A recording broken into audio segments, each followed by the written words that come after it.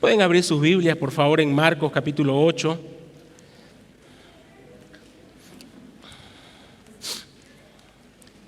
Simplemente a modo de repasar, ¿qué es lo que estaba pasando?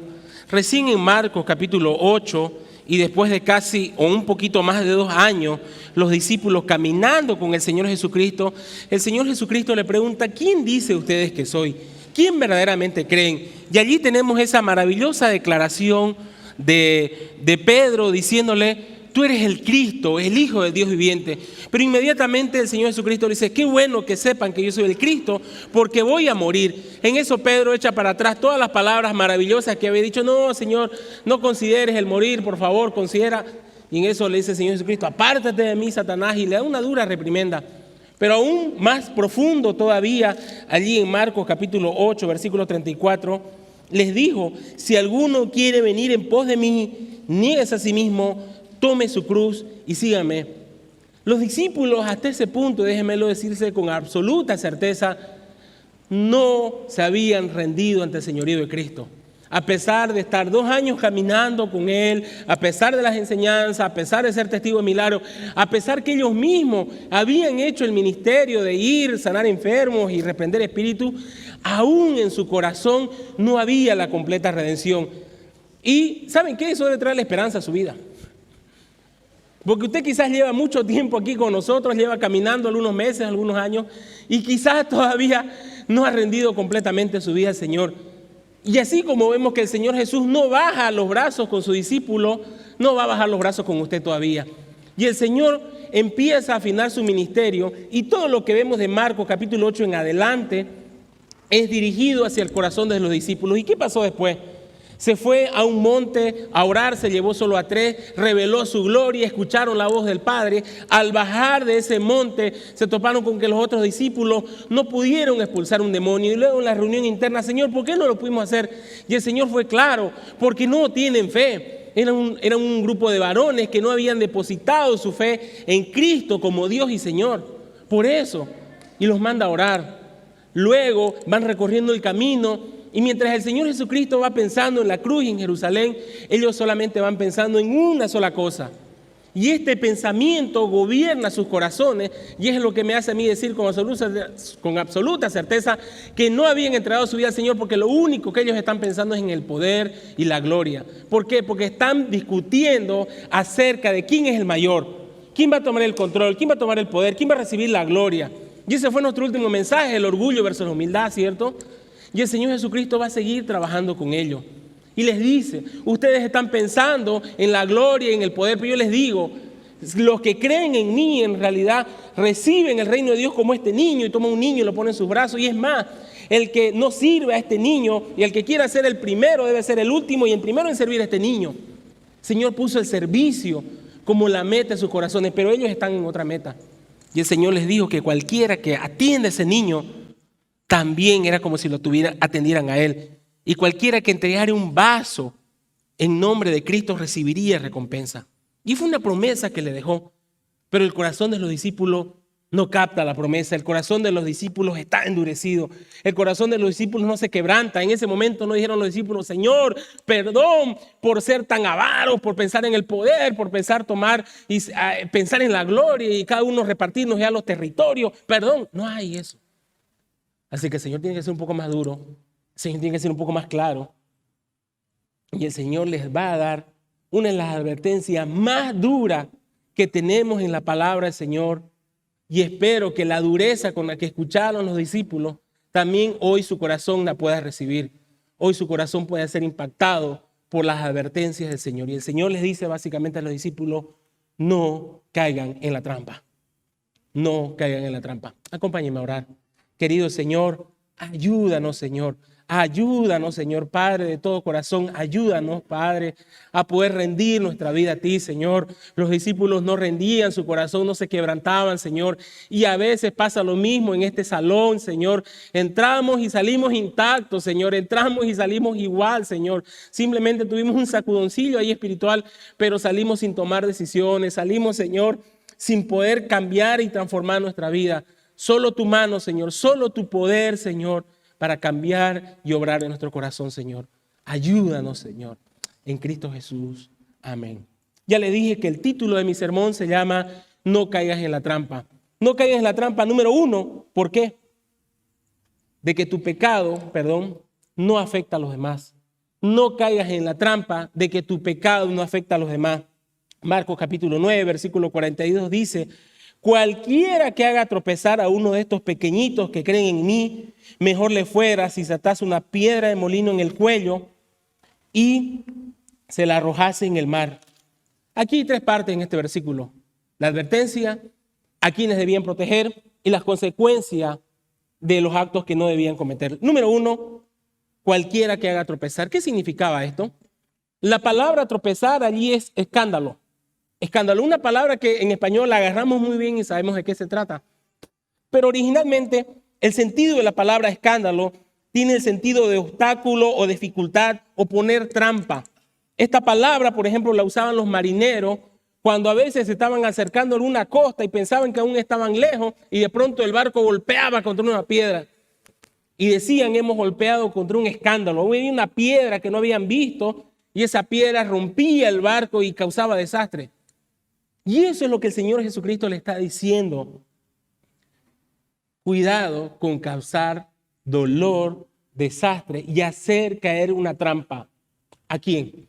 El Señor en el texto nos dice: a uno de estos pequeñitos que creen en mí. El escenario donde están los discípulos y el Señor es una casa. Y usted sabe, en una casa la mamá está fatigada, cocinando, limpiando, y están los niños correteando, y el Señor Jesús está en ese ambiente. De hecho, tomó uno de esos niños y lo puso en su falda, y ya antes le había dicho que cualquiera que recibe a ese niño es como si lo recibiese a él.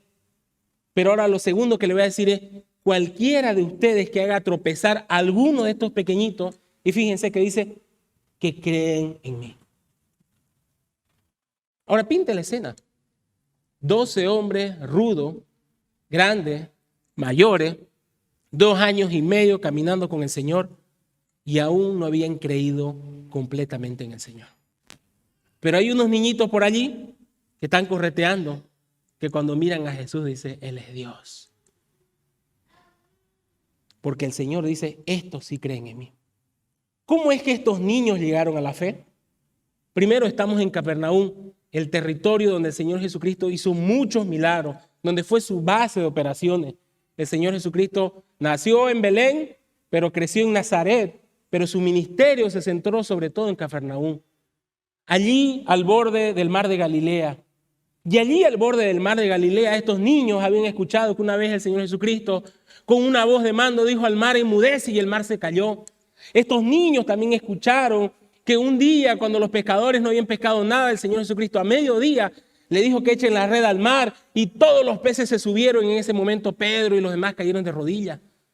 Estos niños también seguramente habían sido testigos de los muchos milagros del Señor Jesucristo.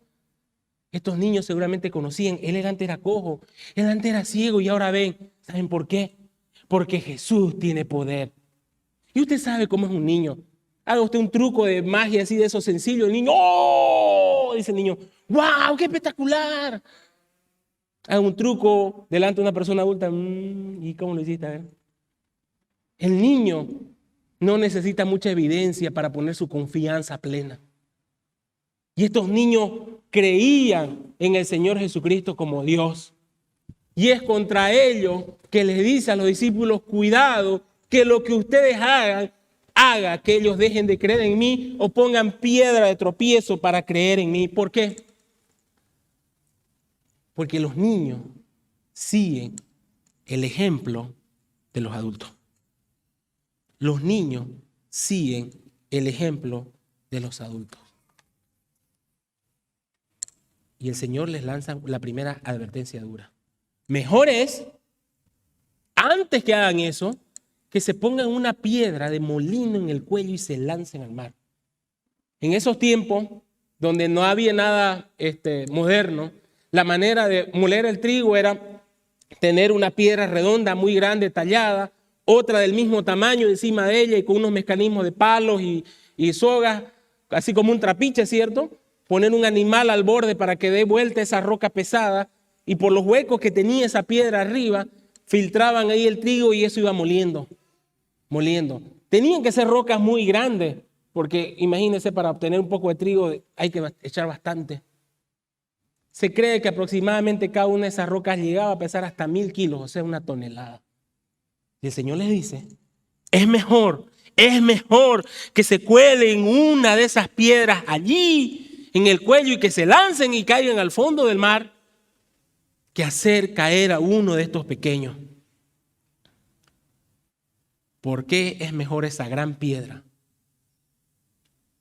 Porque el Señor Jesucristo, uno de los títulos que tiene es que es una roca. Allí en Isaías capítulo 8, en Isaías capítulo 28, luego en Romanos capítulo 8 y Pedro en su primera carta de Pedro hablan de un título del Señor Jesucristo que es como una roca en la que algunos serán despedazados. Déjeme llevarle a Isaías capítulo 8, que es la primera mención de eso. Isaías capítulo 8, versículos 13 y 15. A Jehová de los ejércitos, a él santificad. Sea él vuestro temor y sea él vuestro miedo. Entonces él será por santuario, pero las dos casas de Israel por piedra para tropezar y por tropezadero para caer y por lazo y por red al morador de Jerusalén. Y escuche esto, versículo 15. Y muchos tropezarán entre ellos y caerán y serán quebrantados y se enredarán y serán apresados. Les dije que el sentido de hacer caer es justamente eso, poner una trampa, golpear en algo que trae destrucción, vergüenza y dolor. Y lo que nos dice allí en Isaías, que algún día iba a haber una piedra que iba a ser puesta para que muchos caigan y tropiecen y sean apresados y sean quebrantados allí. Es mejor, dice el Señor Jesucristo, esa piedra que toparse conmigo al final de los tiempos. Hay otra profecía acerca del final de los tiempos ahí en Isaías, donde el profeta ve al Señor y lo ve con unos mantos blancos y le dice, ¿por qué tu ropa en el borde está manchada de sangre? ¿Por qué? Y el Señor responde y dice, porque estoy aplastando a mis enemigos y es su sangre la que me ensucia.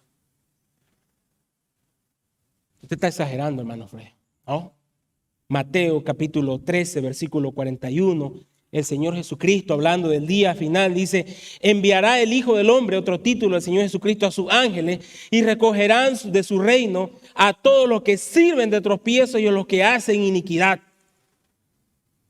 Aunque usted pueda pensar de que si me voy al fondo del mar, si no creo en Dios, estoy alejado de todo eso, en el día del juicio final, un ángel será enviado por Dios a tomarle a usted y llevarle a la piedra de tropiezo que es Cristo. ¿Para qué? Para despedazarle. Para que su justicia sea satisfecha y cumplida. Por eso el Señor Jesucristo dice, es mejor esa piedra de 1 tonelada de peso y que se lancen al fondo del mar que hacer y desanimar a alguno de estos pequeños.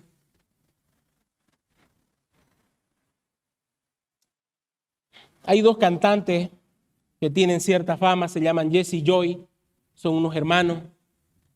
Y hace un tiempo alguien les hizo una entrevista y lo que más se hizo viral en las redes sociales fue una parte de la entrevista.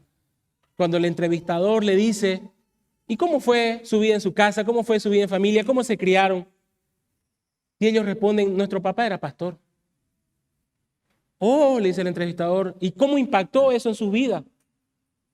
Y ella dice, la verdad, dice, no, vimos a mi papá estudiar muchas horas de la noche, lo vimos servir y ayudar a mucha gente y realmente tenía el don de la enseñanza, enseñaba muy bien, pero en casa vivíamos algo un poco diferente, dice ella. Papá luchaba, dice, con ciertos demonios, menciona ella, está refiriéndose a su carácter, a su temperamento, y nos trataba de una manera muy rígida.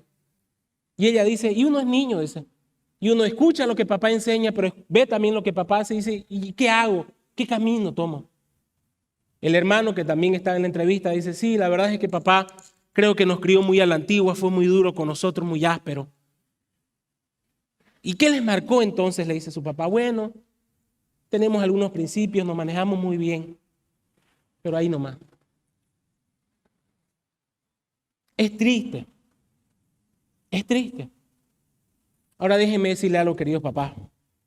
En el día del juicio final, cuando Jesse y Joy estén delante del trono del Señor, ellos no van a poder decir, Señor, no creímos en ti por causa de mi papá. No.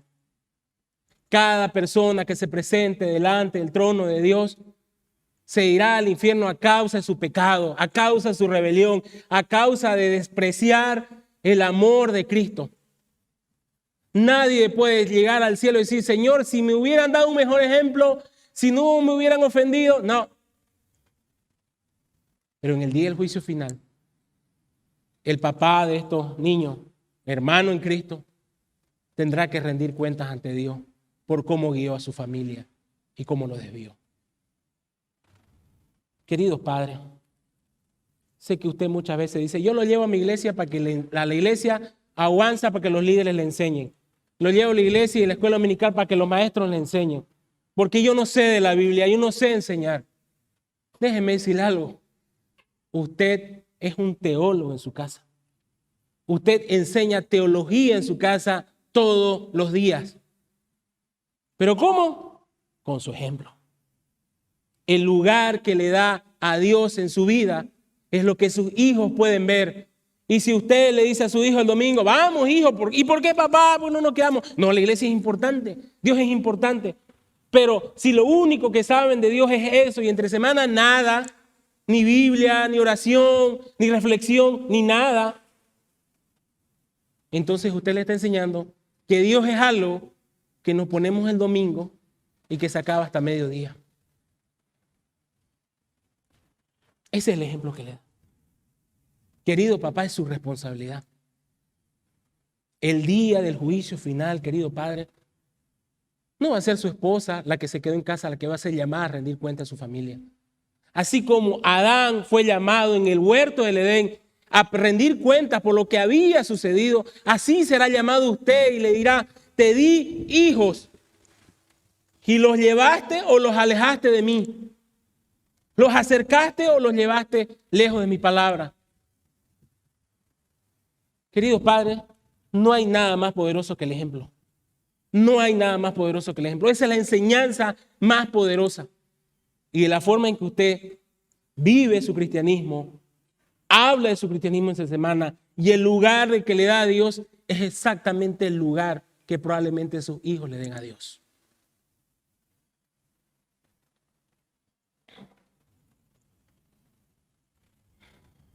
Es bueno hacer deporte. Es bueno que los muchachos hagan deporte. Pero si el deporte tiene que ver con un domingo en la mañana, que es el día del Señor, eso aleja al muchacho de Dios. Es bueno a veces descansar. Sí, estamos agotados. Yo también, hermano, me agoto. También me gusta la cama. También me gustaría. Pero entonces, ¿qué le estaría enseñando a mis hijos? Que cuando el cuerpo me pida, me rindo ante mi cuerpo. Que el campo es más importante que la adoración.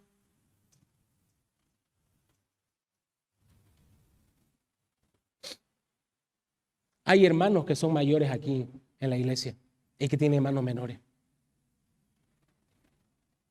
Fíjense que el vínculo que había entre los discípulos y estos niños no era un vínculo familiar. Los niños los miraban a los discípulos como que discípulos, son discípulos de Cristo. Seguían el ejemplo de los discípulos. Y eso también nos lleva a un desafío a nosotros, hermanos. Querido hermano, si usted es mayorcito aquí en la fe, lleva años en la fe, usted también enseña aquí en la iglesia. No enseñamos solamente lo que nos paramos aquí adelante. Usted enseña también. Cuando usted deja de faltarse muchos domingos y no viene, enseña que aquí en la iglesia se puede faltar y no pasa nada. Cuando usted no asista a su grupo de crecimiento, enseña de que no es importante el grupo de crecimiento. Cuando usted no ora y le preguntan por el devocional y no lo hace, usted enseña que eso no importa aquí en la iglesia. Somos responsables, queridos hermanos y amigos, y hay mucha gente nueva aquí en la iglesia. ¿Y cómo describe la palabra del Señor a los nuevos? Son bebés espirituales, ¿cierto? Son niños espirituales. Y usted es mayor. ¿Y cuál es su ejemplo para con los mayores, para con los menores como hermano mayor? Muchas veces a nombre de que ya soy mayor, a nombre de que ya soy cristiano de muchos años, me puedo dar mis licencias, puedo hacer ciertas actividades porque ya pues yo, 1 Corintios capítulo 8, versículos 9 y 13, hablando de la libertad que tiene el creyente para hacer ciertas actividades, el Señor demanda esto. Fíjense allí en 1 Corintios capítulo 8, versículo 9. Pero mirad que esta libertad vuestra no venga a ser, y fíjese la palabra, tropezadero para los débiles. Porque si alguno te ve a ti que tienes conocimiento sentado a la misma mesa en un lugar de ídolo, la conciencia de aquel que es débil no será estimulada a comer carne en los sacrificados, los ídolos.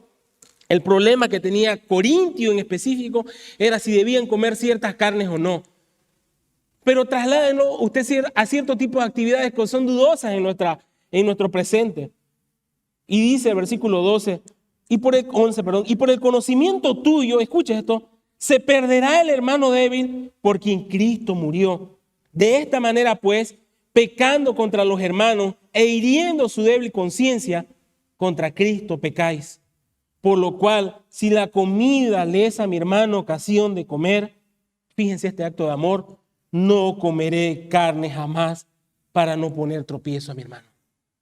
El amor de Cristo y el temor por las consecuencias y la responsabilidad que tengo deben llevar a evaluarme y a privarme de ciertas cosas que, aunque sí no son 100% pecaminosas, tienen una característica, tienen un detalle, tienen una forma que pueden hacer que el débil en la fe, aquel que está comenzando, aquel que está creyendo, aquel que está dando un pasito, se desanime. ¿Alguna vez alguien comparte algo en las redes sociales y dice, wow, esta serie está espectacular? Inbox yo, oiga, esa serie es pornográfica, esa serie es cruda. ¿La ve?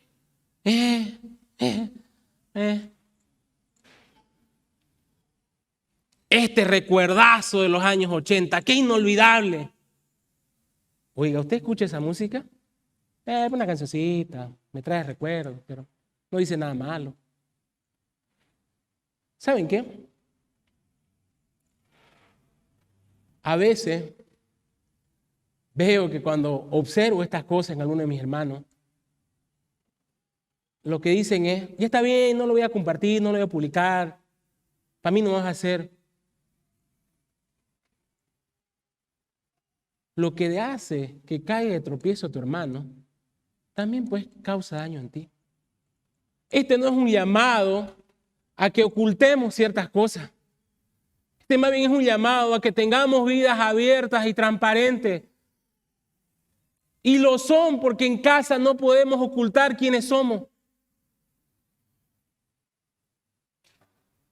Recuerdo charlar con un compañero de colegio cuando yo no era creyente y él me invita a su iglesia y charlábamos acerca de eso. Y al final él un poco frustrado me dice, pero mi papá dice una cosa, pero entre semana escucha sus diabladas y morenadas y baila, me dice, ¿no? Pero lo hace solito, me dice, ¿no? Y eso no entiendo, dice, ¿por qué a mí no me deja escuchar? Hermano, no existe eso del pecado privado que no hace daño, que solo me hace daño a mí. No caiga en esa trampa. Y es por eso que el Señor Jesucristo comienza a elevar la reteada y el desafío y les dice, punto número 2, si tu mano, versículo 43, perdón, si tu mano te fuere ocasión de caer, córtala. Mejor te es entrar en tu vida manco que teniendo 2 manos e ir al infierno, al fuego que no puede ser apagado, donde el gusano no muere y el fuego nunca se apaga. Y si tu pie fuere ocasión de caer, córtalo. Mejor te es entrar a la vida cojo que teniendo 2 pies ser echado en el infierno, al fuego que no puede ser apagado, donde el gusano de ellos no muere y el fuego nunca se apaga. Y si tu ojo te fuere ocasión de caer, sácalo. Mejor te es entrar en el reino de Dios con un ojo que teniendo 2 ojos y ser echado en el infierno, donde el gusano de ellos no muere y el fuego nunca se apaga. El Señor le dijo, no caigan en la trampa de que su pecado no tiene influencia en los demás. Pero número 2 le dice, no caigan en la trampa de que su pecado no tiene consecuencias eternas para ustedes. El Señor comienza como de afuera diciendo, miren que su pecado lastima a otro y puede desanimar a otro. Pero miren bien, porque ese mismo pecado puede llevar su alma al infierno.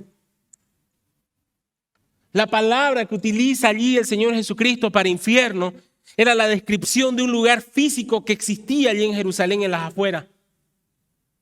Allí en las afueras de Jerusalén, en el tiempo pagano de Israel, hubo un lugar donde se sacrificaban bebés. Israel recuperó un poco la conciencia y dejaron de hacerlo y pusieron ese lugar, lo pusieron como un lugar maldito. Y ese lugar muy pronto lo convirtieron en el basurero de la ciudad. Ahora piense que en ese tiempo no había sistema alcantarillado.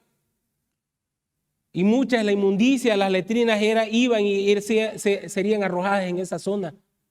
Y se iba y se botaba la basura de la ciudad. Y se botaba lo que sobraba de los sacrificios y se lo botaba en ese lugar. Constantemente en ese lugar habían dos elementos: fuego y gusano. Y un hedor de esos que lo alejaba uno a kilómetros. Y el Señor Jesucristo le dice, si no cortan con su pecado, si no toman decisiones radicales, allí van a terminar. Muchos piensan que el infierno es una figura simplemente de temor, es algo que el Señor ilustró, pero no es así. No puede ser que el Dios tan amoroso, que ese Dios tan grande y misericordioso, cree un lugar así. Los amigos adventistas, por ejemplo, piensan eso, que el lugar, el infierno va a ser un tormentito de un momento y luego Dios apaga la llama y se acaba todo. En Isaías capítulo 66, que es el capítulo donde se habla acerca de la vida eterna, de la gloria del Señor, del reino de Cristo, se abre un espacio para un pasaje muy triste, donde describe la vida de aquellos que no fueron redimidos por la sangre de Cristo. Y dice así, Isaías 66, versículo 24, y saldrán y verán los cadáveres de los hombres que se rebelaron contra mí, porque su gusano nunca morirá, ni su fuego se apagará, y serán abominables a todo hombre. Ya desde el Antiguo Testamento se hablaba de un lugar donde el fuego nunca se apaga y el gusano está allí. El Señor Jesucristo habló por lo menos 13 veces de una manera clara acerca del infierno. Habló tantas veces del infierno como habló del cielo. De ambos habló, y creo desde mi perspectiva, hablo un poco más detalladamente del infierno. Fíjense estos pasajes. ¿Qué otro pasaje en el Nuevo Testamento tenemos que abarque tantos versículos, tantas palabras acerca de la vida eterna? Lo único que tenemos y lo que las maestras de escuelas dominicales usan es lo que está en Apocalipsis, que allí hay un río de cristal y hay un mar, ¿me entiendes?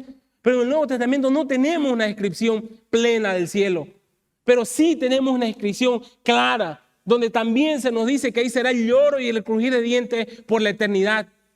¿Saben qué? En el cielo la gloria del Señor se manifiesta y se exalta por su amor y su misericordia. Y en el infierno la gloria del Señor también se exalta porque su justicia y su santidad han sido satisfechas. Por lo tanto, Dios creó el cielo y el infierno, ambos para su gloria. Ambos glorifican a Dios. Uno por haber recibido el perdón y la salvación, y otro por haberse revelado. Y la justicia de Dios arderá allí. Es Dios que le pone leño al infierno. No es Satanás. Lo hemos dicho muchas veces. No piense que Satanás es el dueño del infierno. Satanás será el preso número 1 en el infierno junto con sus demonios. Y luego le acompañarán aquellos que se rebelen y no corten relación contra el pecado. Algunos toman este texto y dicen, no, pero este texto es para personas que eran inconversos. Porque si fuera para los creyentes estaríamos hablando de que la salvación se pierde. Número 1, ¿quiénes eran los que estaban escuchando este llamado? Los discípulos. Y ya lo dije, 2 años y medio y no quebrantan su corazón. Son inconversos. Antes les había dicho que no tenían fe. Ahora les está diciendo que aman algo más que la gloria de Dios y su reino. Que aman en su corazón el poder y la gloria. Se están peleando por saber quién es el mayor, para ver quién se queda con Galilea, quién se queda con Judea, quién se queda con Perea. Eso se están peleando. Eso había en su corazón, eso lo albergaba. Y esa pelea duró hasta la última cena. En la última cena del Señor es el tema de discusión de los discípulos. Hasta allí no se habían convertido. Entonces esta advertencia es para corazones que no se han arrepentido. Antes, allí en el versículo 8:34, les había dicho: si alguno quiere venir en pos de mí, niéguese a su cruz y sígame. Y ellos: pero si ya te seguimos, Señor, 2 años. No, lo seguían físicamente, pero su corazón seguía otra cosa. Algunos han hecho una interpretación errónea de este pasaje, basado en una filosofía antigua de Platón y compañía que dividieron. Los que hicieron la división de mente, alma y espíritu fueron los filósofos. Al alma le dieron un sentido puro, dijeron: la alma es pura, el que es podrido es el cuerpo. Y eso acompañó ese pensamiento. De hecho, los fariseos por eso se lavaban constantemente las manos en unos rituales. No era que hacían así, sino era que ponían las manos y les escurría un montón de agua. Porque decían: la inmundicia está afuera. No saludaban a un gentil porque la inmundicia está afuera. Pero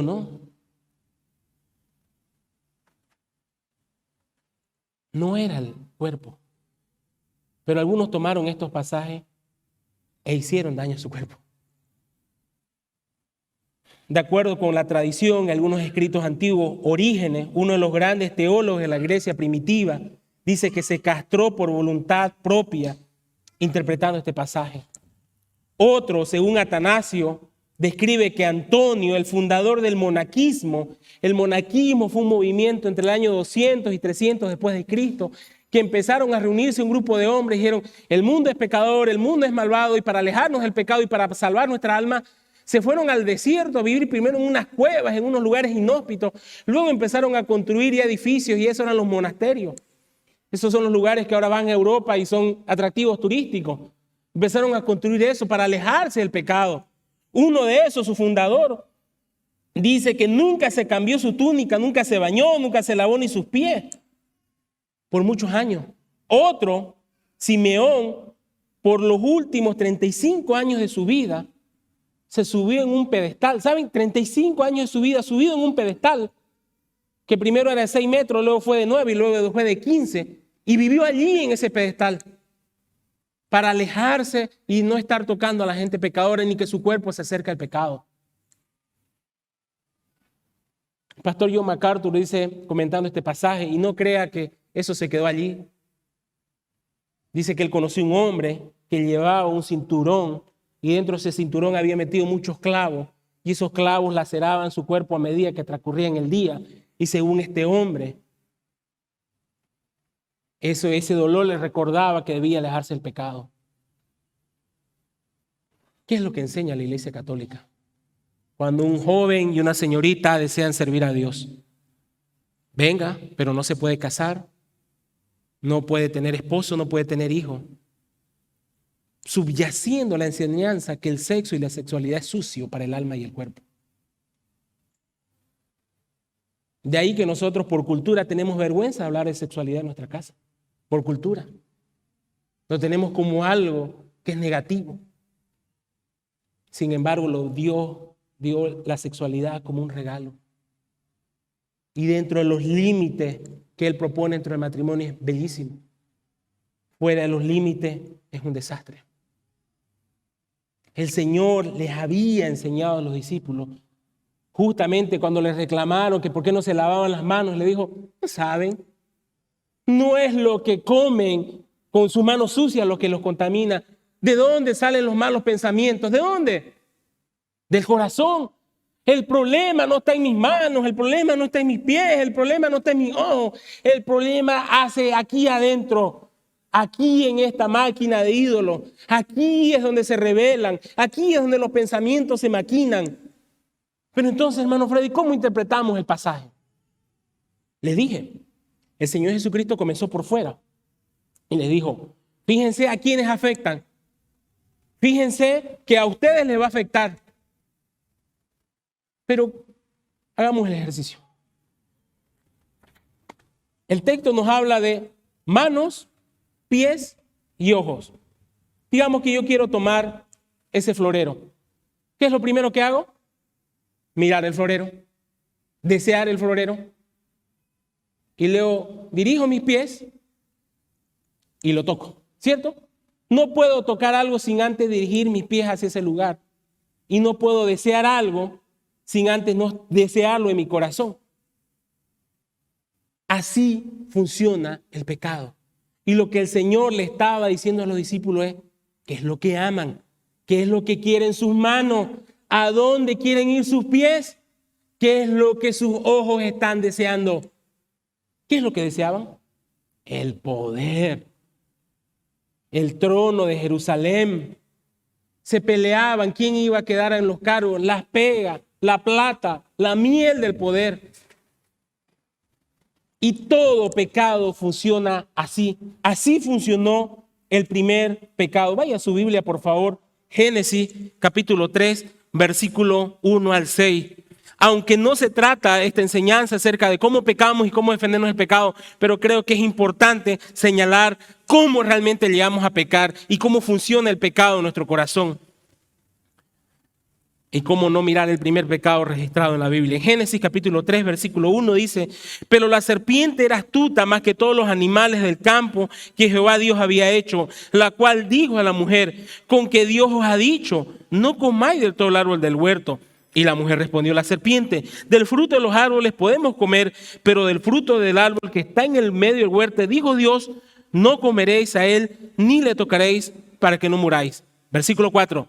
Entonces la serpiente dijo a la mujer, preste a la mentira que Satanás va a lanzar al aire. No moriréis, sino que sabe Dios que el día que comáis de él serán abiertos vuestros ojos y seréis como Dios, sabiendo el bien y del mal. Satanás lanzó su producto a la venta, una mentira. Podés llegar a ser como Dios. ¿Qué hizo Eva en su corazón? Compró esa mentira. Me gusta eso de ser como Dios. Puedo llegar a ser como Dios. Lo quiero. Entonces, versículo 6, y vio la mujer que el árbol era bueno para comer y era agradable a los ojos. Su pecado, querido hermano, primero se alberga en su corazón y luego usted comienza la etapa de contemplación. O a mirar al pecado o a la pecada, o a imaginarlo en su mente y a maquinarlo. ¿Cómo sería así? Y comienza a trabajarlo, y comienza a visualizarlo, y comienza a verlo. Y Eva comenzó a ver la manzana, no sabemos que la manzana es un fruto, y dijo, qué bonito fruto, qué agradable. Y luego, y codiciable para alcanzar sabiduría, lo deseó, lo quiso. Y cuando Eva acordó, estaba caminando debajo de ese árbol y el texto dice que tomó el fruto. Y luego dirigió sus pies, y estoy más que seguro, apresuradamente, para dárselo a Adán. ¿No es eso lo que estaba diciendo el Señor en el texto? Cuidado que hagas tropezar a otro a causa de tu pecado. Fue exactamente lo que hizo Eva. Ella cayó y su pecado no solamente le alcanzó a ella, inmediatamente le alcanzó a su esposo. Y su esposo, lejos de ejercer un liderazgo espiritual saludable, masculino, protector, compró también la mentira de Satanás y comieron del fruto. Así pecamos, queridos hermanos. Primero, la mentira es comprada en nuestro corazón. Luego lo consideramos, lo vemos, lo imaginamos. Así pecó David. Estaba en un balcón y vio que Betsabé estaba bañándose.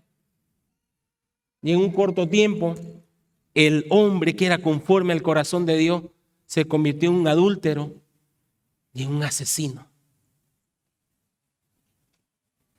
Primero lo vemos, lo deseamos y luego vamos y lo tomamos. Aquí nace el pecado. ¿Cómo lucho entonces contra el pecado? ¿Cómo enfrento esta batalla? ¿Cómo corto contra el pecado? Colosenses capítulo 3, versículos del 1 al 5. Vaya allí para que se le quede grabado. Versículo 1 de Colosenses capítulo 3. Si pues habéis resucitado con Cristo. Pablo a los colosenses les va a decir, ¿quieren derrotar el pecado? Vamos a derrotar el pecado. Condición número 1, haber resucitado con Cristo. Nicodemo, Jesús, ¿cómo puedo heredar la vida eterna? ¿Qué debo hacer? ¿O es necesario nacer de nuevo? Querido hermano, querido amigo, no intente luchar contra el pecado, no intente librarse de las garras de Satanás sin un nuevo corazón, sin una nueva vida, sin una nueva mente, sin haber experimentado la resurrección en Cristo Jesús. Lo primero que usted debe preguntarse si está atrapado en un pecado, si está ahí encerrado, ¿he nacido de nuevo? ¿Tengo un nuevo corazón? Por eso Pablo dice, si pues habéis resucitado con Cristo, buscad las cosas de arriba, donde está Cristo centrado a la diestra de Dios. Poned la mira en las cosas de arriba, no en las de la tierra, porque habéis muerto y vuestra vida está escondida con Cristo en Dios. Y cuando Cristo, vuestra vida se manifieste, entonces vosotros también seréis manifestados con Él en gloria. Versículo 5, haced pues morir lo terrenal en vosotros. Fornicación, impureza, pasiones desordenadas, malos deseos, avaricia, que es idolatría. ¿Cómo funciona esto? Dice el apóstol, si habéis nacido de nuevo, si tenéis un nuevo corazón, entonces poned vuestra mirada en las cosas de arriba, poned vuestra mirada en Cristo, contemple el cielo, contemple la gloria, contemple la santidad, contemple su nuevo hogar, derrita su mirada en Dios. ¿Y qué pasa cuando miramos algo? Lo deseamos. De la misma manera en que pecamos, es la misma forma en que nos libramos del pecado, mirando y contemplando a Dios, mirando su santidad, mirando su poder, mirando su reino. Y cuando tenemos llena esa mirada de su poder, de su gloria, y bajamos la mirada a nuestra vida, nos damos cuenta de lo inmundo que está, de lo sucio que está, de los ídolos que hay en nuestro corazón. Y allí tenemos la fortaleza y el poder para poder luchar contra el pecado. Varones, ¿no nos pasa que alguna vez estamos en un centro comercial, en un parqueo, y de pronto hay un vehículo del año, así espectacular, y lo empezamos a mirar, y lo empezamos a ver, decimos, qué autazo, qué camionetaza, y de pronto te hace eso, y luego mira su vehículo. Ya se ve feo ya su auto, ¿cierto? Pues exactamente lo mismo. Cuando miramos y centramos nuestra mirada en Dios, logramos tener la perspectiva divina de lo santo que es el Señor. Y ya usted sabe los medios para contemplar la gloria del Señor, la oración, la palabra del Señor, la comunión, el estar en lugares como este, escuchar su palabra. Solo así ponemos nuestra mirada en las cosas de arriba. En Romanos capítulo 8, versículo 13 dice, porque si vivís conforme a la carne, moriréis. Mas si vivís por el Espíritu, haced morir las obras de la carne. ¿Saben qué? Tampoco este es un llamado para que usted en sus propias fuerzas lo haga. Porque una vez contemplamos la gloria del Señor, una vez lo deseamos.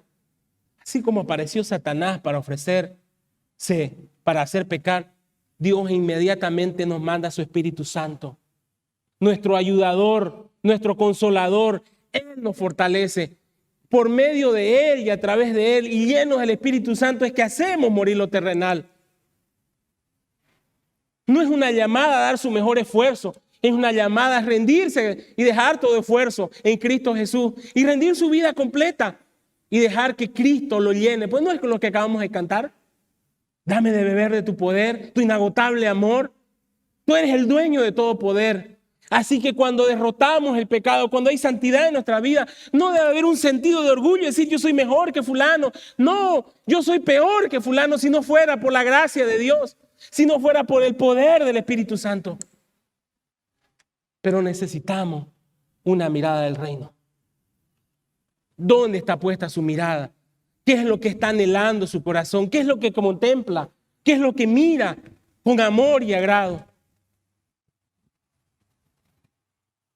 Aaron Lee Ralston, un americano que vive en el estado de Utah en el año 2003, un viernes 25 de abril, decidió emprender un fin de semana entre medio de unas montañas y unas cavernas para hacer senderismo y escalar. El día viernes en la noche él descansa y en el lugar, y sábado en la mañana muy temprano él se dispone a recorrer los perihuecos y todas las cosas que habían. Y en un determinado momento una roca cae sobre él y casi lo aplasta, pero logra apoyarse con la pared, pero la roca cayó sobre su antebrazo derecho y lo deja atrapado. Él queda así, entre dos paredes con una roca al medio, el aplastado aquí y la roca aplastando su brazo. Quedó inmovilizado y atrapado. Todo ese día sábado le esperó que alguien pueda pasar para ayudarle. Él intentó de todas las maneras moverse y tratar la roca, pero la roca era muy pesada, muy grande. Tropezó con una roca grande. El día domingo, se le viene ya la primera idea. Este es un lugar desierto, es un lugar que muy pocos vienen. Nadie va a venir a ayudarme. Yo voy a tener que salir de esta.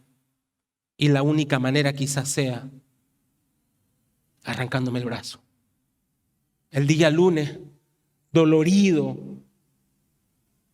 casi sin dormir, intenta la primera vez tomar una pequeña cortapluma porque este brazo le quedó libre y le causó asco y dolor.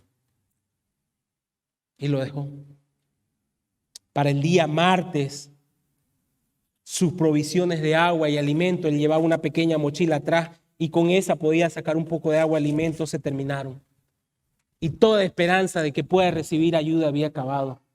Ya el día miércoles, mire, sábado, domingo, lunes, martes, miércoles, 5 días atrapado. Tenía una pequeña camarita, él la saca, se filma, dice, se despide. Sin alimento, sin ayuda y con el brazo ya totalmente gangrenado. Sí. Me despido, hasta aquí fui. La noche de ese miércoles, entre medio del dolor y las alucinaciones que él tenía, tiene una visión, tiene un sueño. Se imagina él jugando con un pequeño niño. Ese pequeño niño se parecía a él, su hijo. Él en ese momento era soltero. Que se despierta el día jueves con esa imagen y dice, no puedo morir acá. Quiero ser padre, quiero tener una familia, quiero vivir. Quiero un día tener tiempo y jugar con mi niño. Y alentado por esa visión, comienza con su cuchillo a cercenarse el brazo. Cuando llega hasta el hueso, sabe que el cuchillo no puede cortar el hueso y le empieza a hacer haciendo movimientos así, hasta que de pronto escucha crack y el hueso quiebra. Y él luego puede seguir concluyendo hasta que finalmente se corta el brazo. Sale entre medio de esas montañas, recorre más o menos unos 12 kilómetros, ensangrentado, hasta que luego encuentra una pareja y lo ayudan y llega un helicóptero y el resto es historia. La película se llama 127 horas, basada en los relatos de este hombre que lo vivió. Pero ¿por qué tomé este relato? Este hombre pudo cortar su brazo, algo que nos parece desagradable, porque tenía una visión. Ver algún día jugarse con su hijo. Querido hermano, yo le invito a que usted tenga una visión de usted y el Señor. Imagínese allá en los cielos con su Padre, corriendo a abrazarle, a ese Padre amoroso que dio su vida por nosotros. Y él diciendo, no, venga, pase, siéntese a la mesa, anhelé este tiempo con ustedes, no saben cuánto. Bienvenido a casa, siéntate y empezar a adorar con los hermanos y cantar al Señor y pasar con Él con la eternidad. Ponga esa imagen en su mente y en su corazón, anhele ese momento. Y le digo que todo pecado va a palidecer. Cualquier situación con la que usted tenga que cortar amistad, negocio o en lo que ande usted, puede cortarlo, pero solo teniendo una visión de la eternidad. Solo teniendo una visión del reino de Dios y su justicia. No hay otra cosa que le pueda decir para que usted abandone su pecado y lo pueda cortar definitivamente. Solo una visión de la santidad y la gloria de Dios puede librar nuestras almas de cualquier pecado. Jóvenes, el pecado es dulce al inicio y siempre amargo al final. No vale la pena. Varones, puede parecer emocionante tener una relación fuera del matrimonio, pero lo único que logra causar eso es destrucción de su alma y de su vida y de su hogar. No vale la pena. Nada vale la pena en este mundo si perdemos nuestra alma y terminamos en el infierno ardiendo por la eternidad. Ningún placer vale la pena, se los aseguro, ninguno. Así que abrace este hermoso placer de estar en los brazos de su Padre, disfrutando de su comunión por la eternidad. No caiga en la trampa de que su pecado puede causar pérdida al que está a su lado. No caiga en la trampa de que su pecado no tiene consecuencias eternas. Y finalmente, no caiga en la trampa de que su fe no será aprobada y usted no será purificado. El Señor Jesucristo termina este pasaje diciendo: porque todos serán salados con fuego y todo sacrificio será salado con sal. Buena es la sal, mas si la sal se hace insípida, ¿con qué la sazonaréis? Tened sal en vosotros mismos y tened paz los unos con los otros. ¿Saben qué? La palabra del Señor en el Antiguo Testamento decía que todo sacrificio que iba a presentarse ante Dios para ser quemado debía ser bañado en sal. Ya usted sabe lo que la sal le hace a la carne. Mata la carne, la seca y así no se pudre. Y entonces todo sacrificio que debía ser presentado delante de Dios debía ser bañado en sal. Y si aquello que no tenía sal era rechazado. Y al final de los tiempos dice que todos seremos salados con fuego. ¿Qué significa esto? Significa que en mi vida debe haber sal que mate mi carne cada día. Ahora no salga a querer comprar sal en este momento para echarse. Porque también en la palabra del Señor dice, en el Antiguo Testamento, que Dios hizo un pacto de sal con Israel. ¿Qué era un pacto de sal? Tiene un compromiso serio, donde no se necesitaba un notario ni una firma, sino simplemente el intercambiar sal. Decía, este pacto es con sal y lo vamos a cumplir. El Señor Jesucristo es el que trae sal a nuestra vida. Y luego de que nos arrepentimos y luego de que entregamos nuestro corazón y entregamos nuestra vida, ¿sabes qué escuchamos del Señor Jesucristo? Vosotros sois la sal de este mundo. Y es por eso que por la obra de Cristo nuestra vida está salada y nuestra carne empieza a morir. Esa es la evidencia de la salvación. Y por eso en el día final, cuando pasemos el fuego, habrá sal en nuestra vida y el Señor dirá, bienvenido, aceptado. Pero habrá otras vidas en que la sal de Cristo no estuvo presente, la salvación. Y el Señor dice, será rechazada. No habrá paz para aquellos que no tengan sal. Solo hay un lugar donde la sal se desecha y debe ser quemada por siempre. Oremos. Querido Señor, Padre, obra en nuestro corazón, Señor. Obra en nuestra vida, Señor. Hay personas aquí, Señor, que están pensando que su pecado, Señor, vale la pena, Señor, perder su alma, Señor. Y están abrazados y amarrados, Señor, allí, Señor. Ten misericordia de estas almas, Señor.